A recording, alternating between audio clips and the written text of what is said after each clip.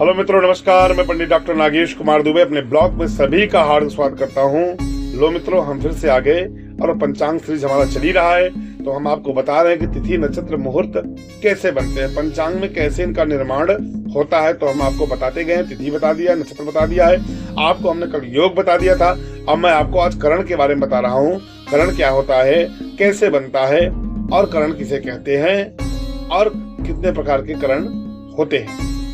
तो पंचांग सीरीज में करण बहुत महत्वपूर्ण होता है। चौथा अंग है करण, जो बहुत ही महत्वपूर्ण होता है, और पांचवा है वार। वार तो आपको पता ही होगा कि वार कौन कौन से हैं। तो आपको वार पता है, सोम, मंगल, बुध, गुरु, शुक्र, शनि, रवि।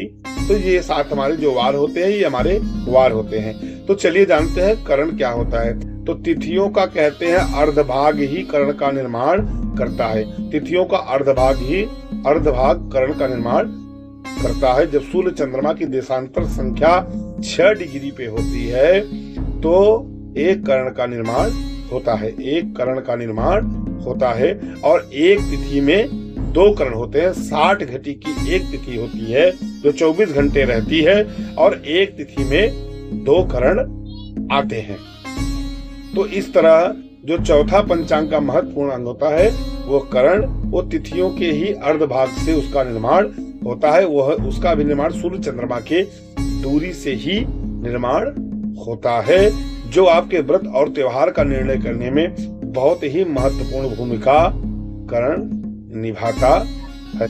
चलिए जानते हैं मित्रों, ये 11 करण कौन कौन से होते हैं और हमारे पंचांग में 11 करण कौन कौन से बताए गए हैं। तो आप देख सकते हैं 11 करण: भव, बालव, कैलव, तैतिल, गर, वणिज, वृष्टि, शकुनी, चतुष्पाद, नाग और कृष्णघ्न। ये 11 करण हमारे बताए गए हैं जो हमारे पंचांग में ये 11 करण हैं। तो तिथि, नक्षत्र, योग, करण और वार, ये 5 अंग मिलकर पंचांग का निर्माण करते हैं और यही 5 शुभ मुहूर्त का निर्माण करते हैं, जिससे मनुष्य अपने शुभाशुभ कर्मों को करता है और अच्छे फल की प्राप्ति करता है।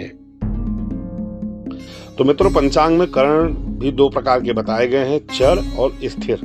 तो शुरू के जो 7 करण आते हैं वो चर करणों में आते हैं, बाकी के 4 जो करण आते हैं वो स्थिर करण में आते हैं। तो ये 4 करण कौन कौन से हैं, 7 करण कौन कौन से हैं?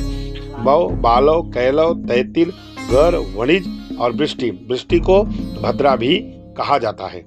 तो यही जो है वो हमारे चर हैं। और स्थिर में शकुनी, चतुष्पाद, नाग और कृष्णघ्न, ये हमारे जो 4 लास्ट के बचते हैं वो स्थिर करणों में आते हैं।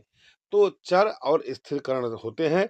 7 जो होता है शुरू का वो हमारा चर और लास्ट का 4 स्थिर करण होता है। अब देखते हैं, जो ये 7 हमारे करण होते हैं चर, यही बार बार आते हैं, 8 बार आते हैं। जो वृष्टि होती है वो भद्रा होती है, 1 महीने में 8 बार भद्रा होती है। और स्थिर करण जो होते हैं वो महीने में 1 ही बार आते हैं, कृष्ण पक्ष की चतुर्दशी के उत्तरार्ध यानी 12 घंटा बीतने के बाद, और शुक्ल पक्ष की जो तिथि होती है पूर्वार्ध तिथि यानी शुरू के 12 घंटा यानी कृष्ण पक्ष के चतुर्दशी की बाद की तिथि 12 घंटा बीतने के बाद, और शुक्ल पक्ष के प्रारंभ में जो आता है वही ये तिथि स्थिर करण आते महीने में 1। तो स्थिर करण महीने में 1 बार, जो कृष्ण पक्ष की चतुर्दशी के 12 घंटे के बीतने के बाद और शुक्ल पक्ष का प्रतिपदा के 12 घंटे चालू होने के पहले तक।